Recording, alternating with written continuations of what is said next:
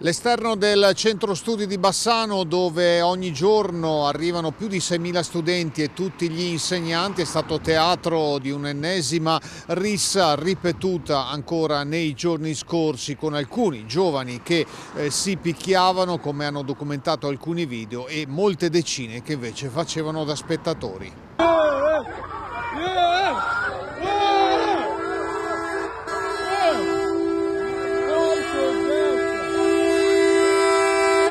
Almeno uno degli studenti coinvolti frequenta l'Istituto Remondini, altri sarebbero delle Einaudi, un ragazzo addirittura di una terza media. Resta forte la preoccupazione di genitori e docenti per un fenomeno che sta dilagando, amplificato anche dalla diffusione dei video. Pare che il bisogno appunto di trovare una collocazione sociale sia realizzato menando le mani, ma non è tanto diverso da quello che stiamo vedendo in questo momento a livello internazionale, cioè per far valere le tue ragioni usi la forza. Ogni generazione di giovani, dice il professor Merici, ha vissuto occasioni e situazioni di violenza fisica o verbale. Non diamo troppa importanza a comportamenti che fanno parte del mondo dell'adolescenza, perché altrimenti da un lato rischiamo di amplificare veramente il fenomeno e secondariamente perché rischiamo di attribuire la patente di violento e bullo a persone che probabilmente non lo sono.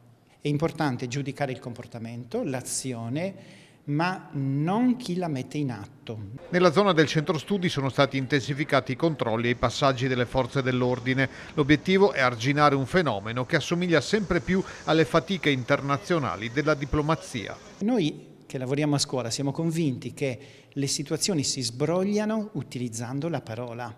Se devo difendere le mie posizioni, lo faccio parlando. Se non sono in grado di argomentare, picchio.